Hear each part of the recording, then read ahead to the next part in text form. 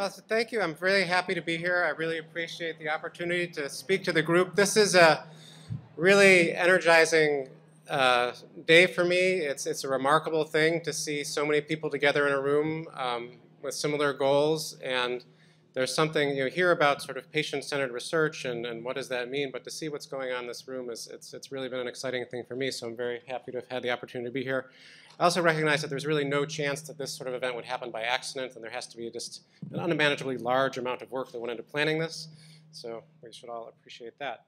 So I'm going to talk about sleep, and it's a story that actually begins in a couple of places. It begins back at Stanford University, and it begins here at this meeting a couple of years ago.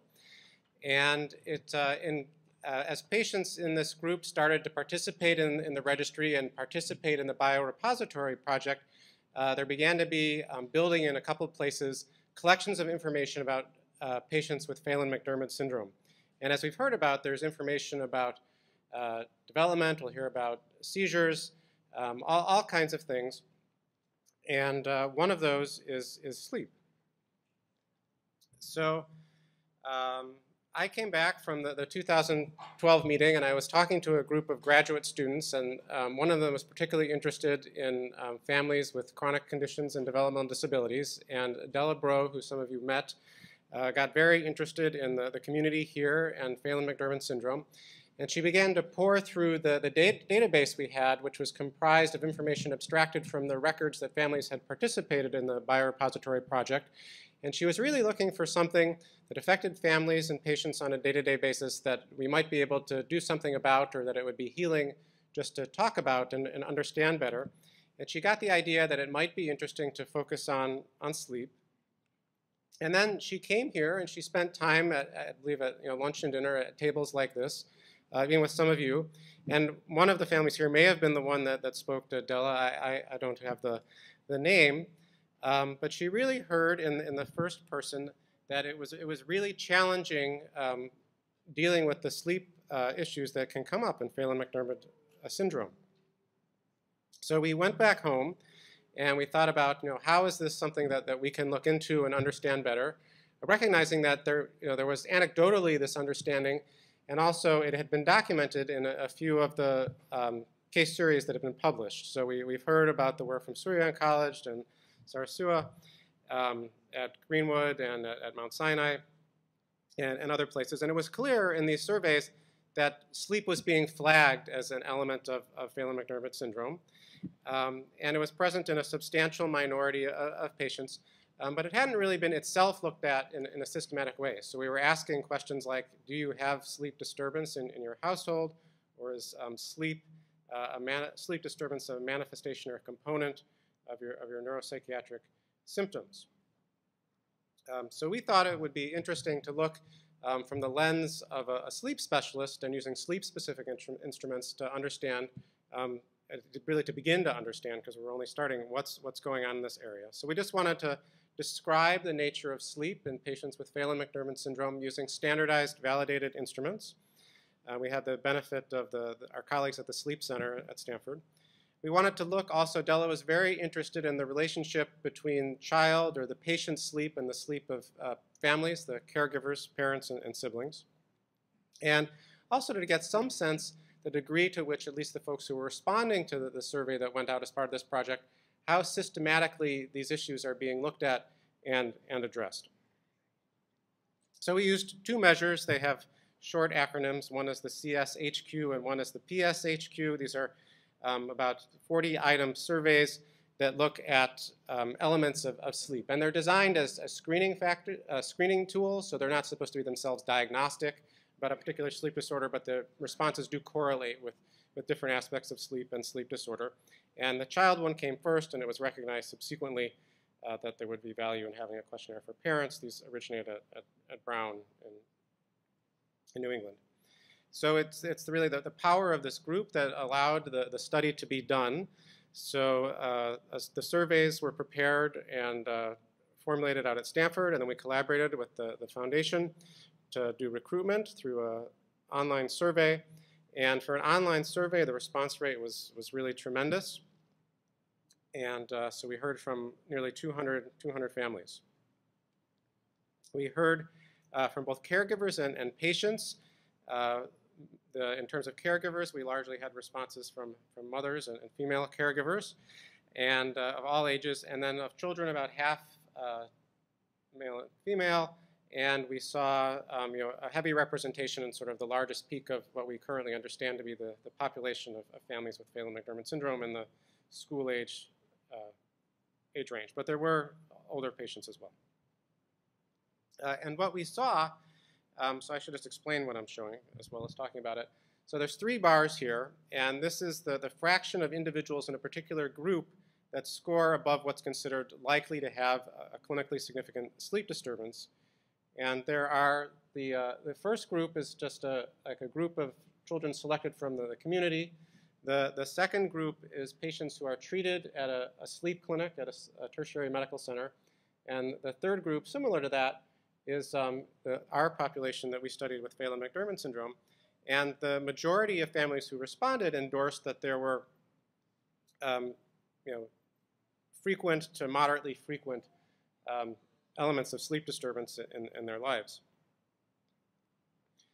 In clearer language, about 60% or so had children or PMS patients in their household who were waking up multiple times per night. Nearly 80% found that those individuals needed help falling back to sleep. About half were waking up, and it was for more than 30 minutes. And this wasn't something in our sample that was changing so much with age, although in a larger sample there could be trends there.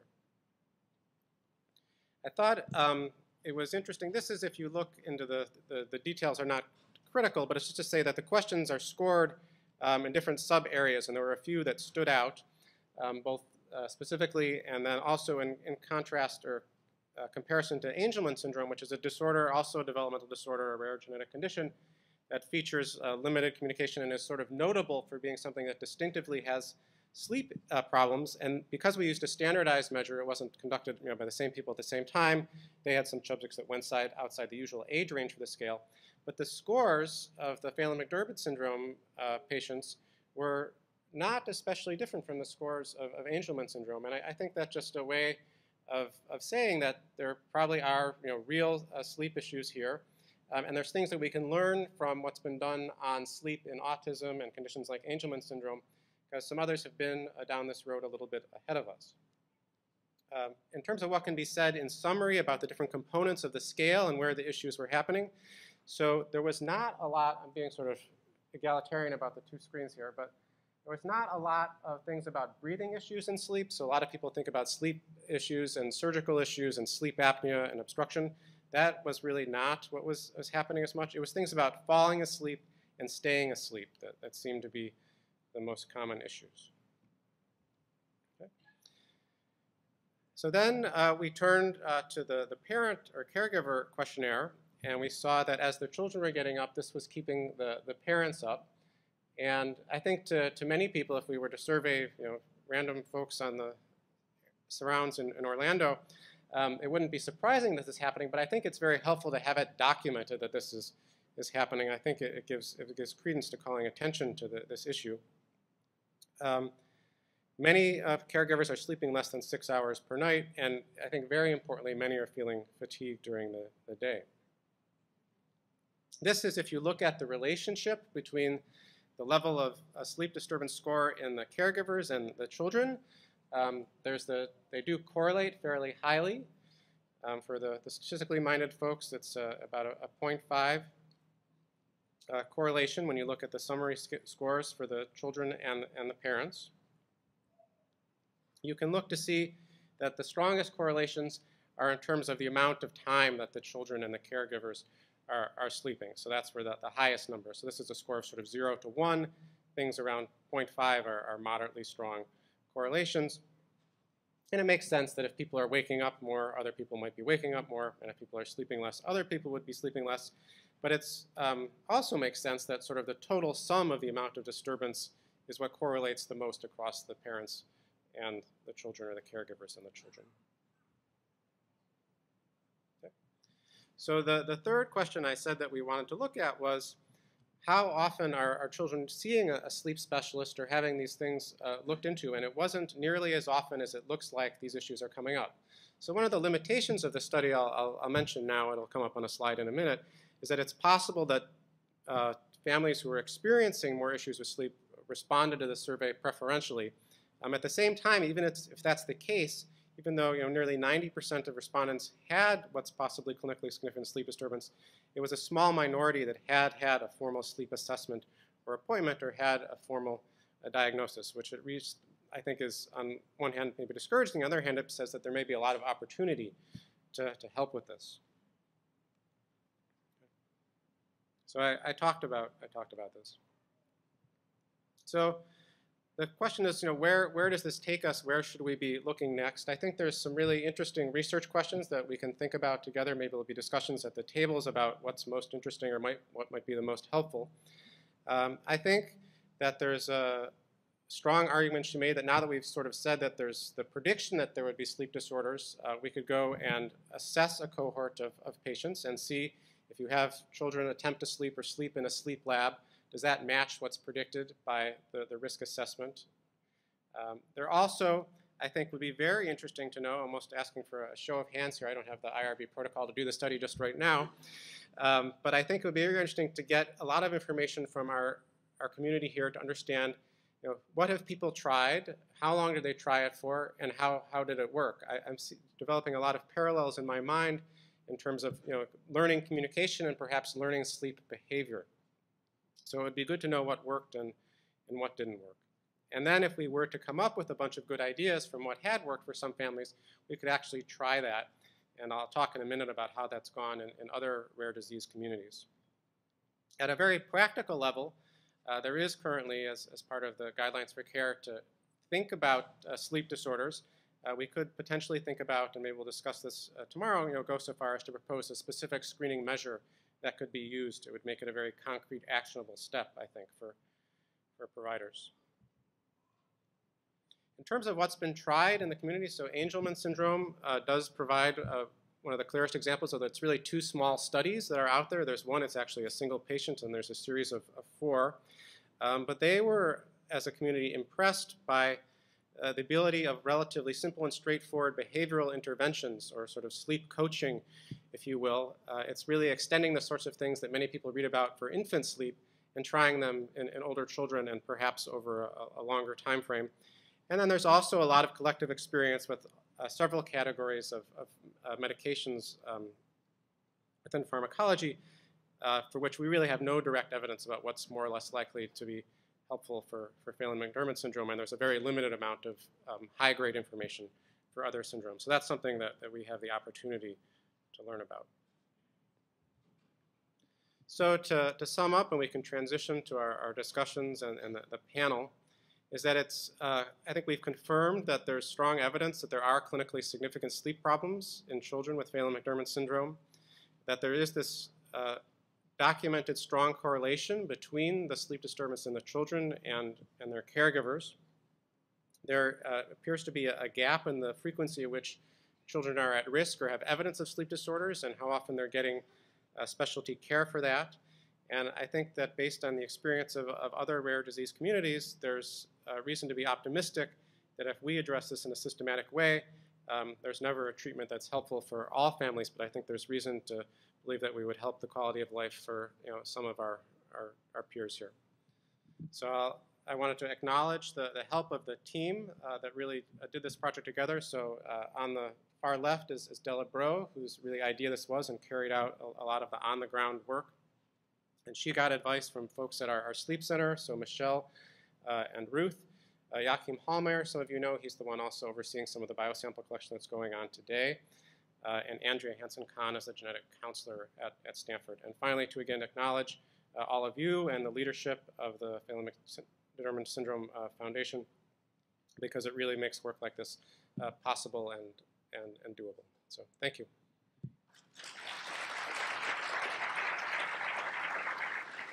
Thank you, Dr. Bernstein. Julie, do we have polls up for sleep? Okay. Poll away, and talk away about sleep.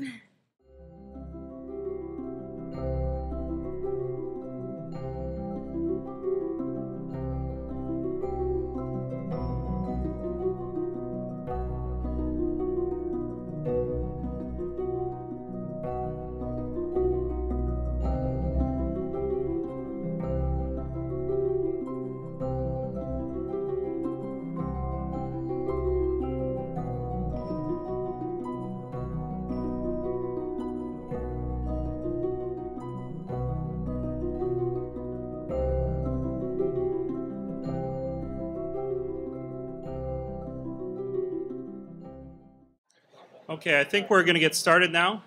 If I could please have people's attention for the panel. I know it's something that's near and dear to everybody. We all do it every night, hopefully, some of us less than others. But I think sleep is a really important aspect for patients and their families and caregivers, as you saw. So we're really privileged today to have a fantastic panel. I'll let the panel introduce themselves just in a moment. I'll introduce myself first. I'm Chris Winrow. I'm a parent of a child with Phelan-McDermid syndrome, Jonathan. He's 13. Jonathan actually does sleep pretty well, so we're very fortunate in that regard. It took some work, but my day job actually is I work for a company. I'm the director of research focused on insomnia and neurology, so that's what I do for pay, which is nice.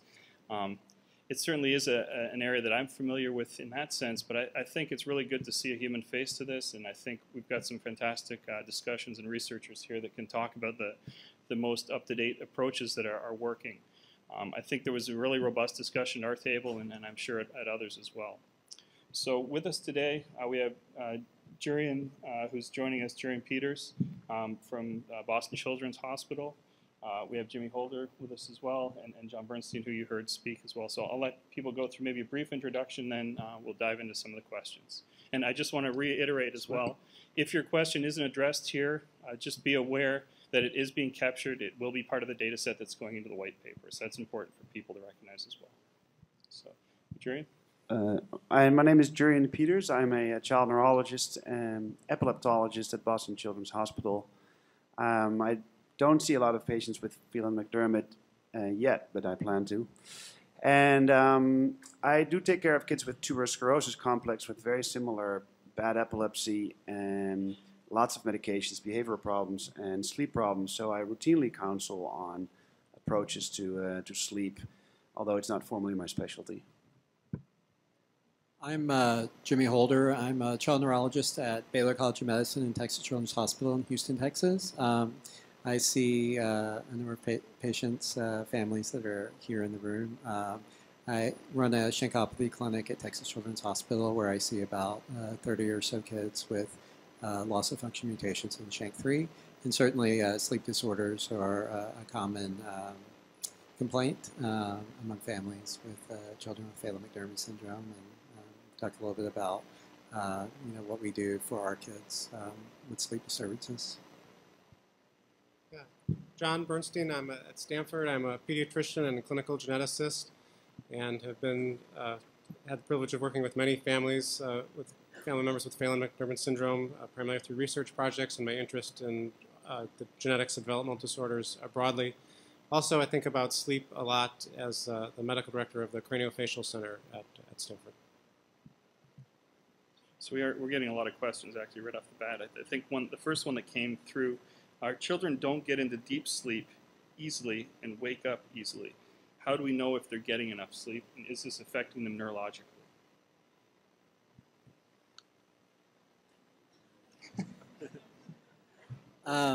Well, I think probably one of the best ways to determine if your child's getting enough sleep is, looking for signs of daytime sleepiness. And I think that's certainly something that you brought up in your talk, that a good number of patients with Phelan-McDermid syndrome do seem to have daytime sleepiness. Also, I think you've probably all had instances where your child seemed to not function as well in the morning or on a certain day, which could potentially be indications of not getting enough sleep. Yeah, behavioral disturbances. So I don't know if anyone else has anything to say about that.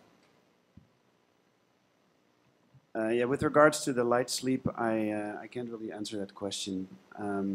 I do know that kids can have disrupted and very fragmented sleep patterns, and it will not give them opportunity to kind of properly cycle through all stages of sleep, so that could have something to do with it. Patients that fall asleep with medications may have disruption of that sleep architecture as well. So they may have rebound effects, for example, which you can see with benzodiazepines. If you get it early at night, they can wake up at the dead of night when actually biologically there's a rhythm that is that's part of what makes you sleep. So there's two main drives to sleep. One is a circadian rhythm. That's basically your internal clock. And then there's a cumulative effect of the lack of sleep, which is basically the longer you're up, the more that drives you to sleep. And those two interact. So the circadian one is cyclical and the other one is cumulative. And there are times at night where it's a bad idea to wake up because your circadian rhythm has a weird notch in it, and it's called the forbidden zone. And for those of you who drink alcohol and wake up around 4 not being able to sleep, that's that moment. So when you do use medications, make sure you don't use short-acting agents because they can give you rebound wake-ups later on. That's my two cents worth. Yeah, it came up at our table too, the question about how deep is my child sleeping and do I know? And I think that as a group, I think we have limited information on what the architecture of sleep in Phelan-McDermid syndrome looks like. I think because there are, even though there are many children who are having issues, there are many who are sleeping well, and I think most importantly, there's some who weren't sleeping well who are now sleeping well, which suggests that at least there's the strong possibility that whatever issues are there are overcomable. So to me, that's a positive observation. So I guess a related question that came through for kids, and especially younger kids, how do you determine if it's a sleep issue or if it's just part of the normal process, whether it's a teething issue or other things that, as a child is going through? I guess when there's other medical issues, you will have other clues like fever or pain and so on. But often it may take a while to figure out. I guess maybe the suddenness of it as well. Is that something? At our table I heard of patients who just overnight seem to take totally different sleep patterns for a while, and then after 2 months, then resort back to their previous better sleep pattern. So I'm not sure what explains that the sudden fluctuations. But I would go by your gut feeling that if you feel your child is sick or irritated by something else, then you're usually right. That's a question I think that'll be helped. I think it'll be useful in the coming years to gather stories of patients and families around sleep. I don't know that we together have a narrative of what typical sleep or a typical sleep history looks like for Phelan-McDermid syndrome. We have some standardized measures and data points, but it's not really a story that we can use to talk to a family that has an infant with Phelan-McDermid syndrome and say, well, here's how it's gone for 50 or 70 other families in a sort of chronologic, real-life version of events. So I think that'll be something that'll be very useful to help to provide anticipatory guidance to families going forward. Well, certainly, I think that if it, like you were saying, if there's a sudden change in sleep patterns, you might think of secondary causes, whether it's illness or teething or something like that. But if it's something that's going on for a longer duration, for more like weeks and months, you really should probably at that point talk to your pediatrician, talk to potentially a child neurologist, maybe even have a formal sleep study depending on the age of the child, to really document what is the sleep abnormality. Is it difficulty initiating sleep, difficulty maintaining and consolidating sleep? It really depends on sort of the chronicity of sleep disturbance. I guess I would echo the thought about seeking out a pediatrician or perhaps a neurologist first, as opposed to going directly to a sleep study. A lot of families I see end up in this like yes or no surgical question if they go straight to a sleep center, and it doesn't appear that it's a surgical question for the majority of patients with Phelan-McDermid syndrome. So you need to find someone who's knowledgeable and experienced in talking about behavioral issues around sleep and sleep behavior, initiation and maintenance of sleep. Although I would say that these children are probably at risk for sleep apnea given their low tone and maybe polypharmacy in some. I think it's possible. It just isn't coming up as often in the data we have as other things. So there's a couple questions just around, I think, the underlying pathology of Phelan-McDermid syndrome. Is there anything that we know about the underlying pathology that's contributing to sleep disturbances? So I think, again, the answer is no. Certainly, as was brought up, I think a lot of children with intellectual disability or with autism have sleep disturbances, and I really think for most of the various syndromes that can potentially lead to intellectual disability, we really don't know exactly what the pathophysiology is, or how the pathophysiology of that disorder causes sleep abnormalities. Certainly, but it's certainly something that is quite common, not just you're talking about Angelman syndrome in your talk, but other genetic forms of intellectual disability or autism or even idiopathic intellectual disability. We see it quite often. I know of one study in a mouse model of tuberous sclerosis where there's an interruption in the circadian rhythm which it could kind of physiologically explain, but that's about it. In terms of basic science, there have been a few studies, one in Fragile X syndrome, one in Smith-Magenis syndrome, looking at circadian rhythm. I'm not sure about sleep homeostasis, but certainly circadian rhythm, finding abnormalities. They're relatively mild abnormalities in circadian rhythm, but could have a significant impact clinically on sleep content and sleep architecture as well. So. But the therapies wouldn't really change a whole lot. So I guess the general notion is you go for a behavioral approach first and then take it from there. Is that right? I think that's what's supported by the experience in other genetic syndromes. I think Smith-Magenis is the one that seems to have the most biologic or objective correlates of disturbed sleep architecture. But for Phelan-McDermid, we don't quite know. But again, we do see children who weren't sleeping are now able to sleep. So it suggests that the behavioral approach first makes sense, and then thinking about the pharmacologic options and ideally matching those to what appears to be different. So if it's initiation of sleep or maintenance of sleep, there may be a different choice of medication.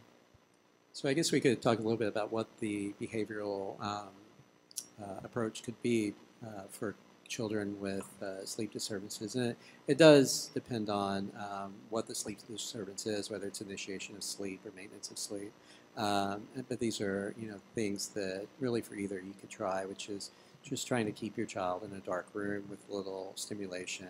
We talked about using the iPad for communication, but maybe not having it right at the bedside all of the time so that they're not grabbing it all night and using it.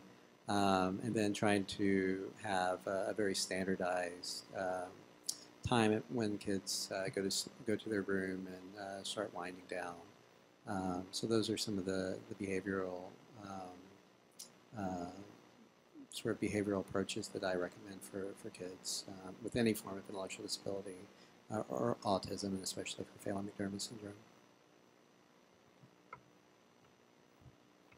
How many of you have used melatonin? So almost everyone. And how many of you have tried it as needed? I give it every once in a while. Okay. And how many of you have gone above doses above, let's say, 9 milligrams? Okay. So here's what I know about. I haven't. I've been trying to play with it around jet lags, but it doesn't seem to do a whole lot. So here's what I know about melatonin, and you can step in if I'm incorrect. So melatonin is not a sleep aid. It's not a sedative or a hypnotic medication. So it doesn't put you to sleep. It helps set the biological clock that we were just speaking about earlier, and it tells your body to start preparing for sleep. So it's a people refer to it as a chronobiotic, as your own body makes melatonin as well. So the trick is to take it all the time for a number of weeks in a row before it actually starts to work, classically at least, and to take it consistently and to give it an hour before bedtime. And some systems will wind down, like alerting systems and maybe your body temperature and a lot of hormonal systems. So when you use it as needed, then it often doesn't work. I'm not afraid to give my patients 6 or 9 milligrams of doses like that. And apparently when you go higher than that, it can actually have some hypnotic or sedative properties, but I don't have too much experience with that. There was one parent who was accidentally giving her daughter like 2 times 9, which she didn't realize. So child was getting 18 and sleeping like a rock. And I think so I communicated with our sleep clinic colleagues, and they told me that was fine, but to be aware theoretically that there's a theoretical risk for precocious puberty, which I hadn't heard of. So getting into puberty earlier. But I think the bottom line is melatonin is pretty safe, and it would be my first choice to add to a behavioral regimen. And next would be clonidine, and then next is trazodone, which is something like that. If we talk pharmacology. Sure. So I agree with everything you said. I usually start with melatonin for kids where behavioral modifications don't work. In my experience, I found that going above around 6 milligrams usually doesn't do a whole lot for kids. There are some kids that do require larger doses, and it does help. But most of the kids that I see, probably around 6 milligrams. If that's not going to have any effect on sleep, higher doses potentially won't work. And certainly after that, the same medications are typically what I use. Sometimes benzodiazepines, although they're usually shorter acting, and there's risk of tolerance, so I often don't use those as first or second line, but later on might try it. Unfortunately, most of these drugs are better at helping kids initiate sleep than really maintaining sleep. So, in my experience, these have not been terribly good. If the main issue is that your child's waking up at 4 in the morning and is wide awake and ready to go, having melatonin or clonidine or these medications before they go to sleep usually doesn't help with maintaining sleep, although rare cases it does. Have you seen benefits with using extended release melatonin? I have not personally, but somebody at our table did. I don't have a lot of experience using the extended release. I think I've had 1 or 2 kids that have been on it and not really seen much more benefit. I think it depends on when they're waking up. If they're waking up at 4 in the morning, even extended release isn't going to do much. If it's midnight when they're waking up, that might be a different story. So this is some discussion we had at our table as well around sort of the impact that kids that aren't sleeping well have on the caregivers. Are there any simple strategies people should be thinking about there for their own benefit? We had some discussions about people actually modifying how they work because they're up from 2 to 4 in the morning, and that's long term can have some effects. Any thoughts from the panel on that? Well, I think it's clear that they're related to the sleep of the child and the sleep of the parent, and in planning a strategy. And it seems sort of intuitive, but it's good to take a step back and think about whatever strategy there is for dealing with a child's sleep issues and how that affects the parent's sleep issues. So if we're getting the child to have enough sleep by ourselves getting up multiple times per night, we may need to take a step back and reapproach that, and if necessary, not being afraid to enlist professional help, if you will. It's something that once you're in the cycle of, it can be hard to get perspective on or see what the best approach is. So it's not just getting the child to have enough sleep isn't the whole answer, and if the parents aren't well rested, it's harder for them, I think, to manage the child's sleep. Yeah, I'd like to add to that. There's a story in the notebook of I think moms getting assigned through angels several different children, and one of them gets a disabled child, and then it said something about one of the mom being just selfish enough to take care of herself, and that is a message that I'd like to send out. That I totally agree with. That is that if you don't take care of yourself, then eventually the system's going to burn out. And I have a few patients where I did nothing. I couldn't really help the patient a whole lot or control the seizures, but I think I contributed to maybe not saving the marriage, but improving the marriage, and by actually getting respite care for the parents and sending them to for their first night out in 14 years because they were very reluctant to give up their child for an evening or two. I've even offered to babysit myself. But anyway, the message is take care of yourself, because then you will be much more stronger with your defense up, and much more clear-headed in this. You know, it's a marathon, not a sprint. So think long term and think of yourself.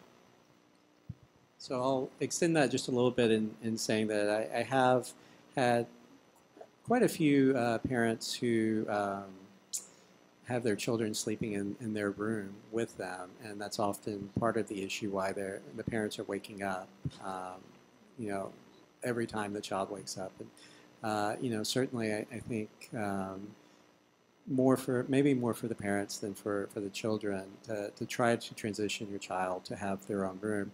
At our table, we were discussing a lot that some of the children were waking up at 3, 4 in the morning, and only because maybe a parent had to get up early for work did they even know the child was awake, because they would just sit in their room and play by themselves. But if they're in your room and turning on lights or getting books or iPads to look at, it's going to wake you up as well. So again, taking care of yourself and having the child sleep in their own room so that they're not constantly waking you up as well is really important. So we do have about 1 or 2 minutes. I think, you know, there's been a lot of questions come through. If there's any burning questions from the floor, does anybody want to raise their hand? Sure. Yeah. The mic will be right there. Did you say 1 hour before sleep for melatonin? We've been doing 15 minutes. I think Megan has a question.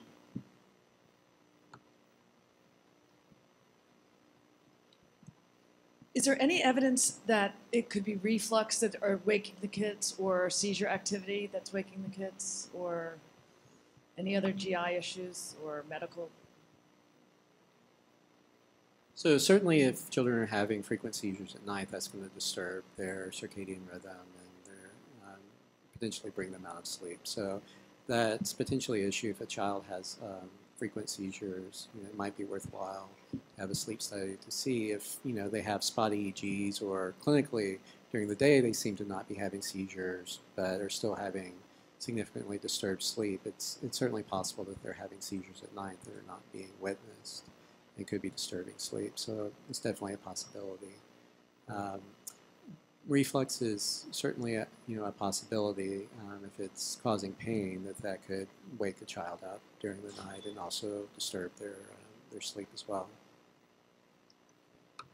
One last question. I don't know what you. One of the questions that we discussed was a sleep study, and if there's the need for one, but our children do not tolerate them. What other alternatives are there? Is there anything else? I mean, we know you can't sedate to get an accurate sleep study. So are there other methods of... I mean, the sleep clinicians are pretty clinically astute. They can ask you about pauses in breathing, if the neck is flexed backwards. For sleeping, they can do something called actigraphy, where they basically keep track of movements during sleep, which you can attach to the leg or the arm, like a watch. There are sleep studies with limited montages, so you can skip the EEG, for example, or skip the nasal cannula, which bothers a lot of kids. So I think a good sleep clinic can be creative and find ways to get at least part of the data they want. I think you want to look for providers who are going to meet you halfway, and the goal is not simply to complete the perfect sleep study, it's to acquire information that will give you a better chance of everyone getting a healthy night's rest. But it can be challenging to get a comprehensive study. At the same time, there are many people whose really specialty is helping children with developmental disabilities get through a portion of that study, or the portion at least that will provide information that's actionable. I will say that it's really not necessary that every child with sleep disturbance have a sleep study. I mean, I think a lot of the diagnosis and treatment can be done on a clinical basis. So if your child has a sleep disturbance and your pediatrician says, oh, wait, he needs a sleep study, I would say, well, my child's going to have a lot of difficulty completing a sleep study. Could we see either a physician that specializes in sleep, or a child neurologist, or someone like that, to first really talk about what is the sleep disturbance and how you might go about either through behavioral modifications or medications addressing it first. And then if there are is there some question that cannot be easily addressed clinically, then you might need a sleep study. But I don't think a sleep study is necessary for every child that has a sleep disturbance. Thank you all for your attention. Hang into the end. And thanks our panel. Fantastic presentation and panel discussion. And also thanks to the organizers, Geraldine, and all the others' support. Thanks very much.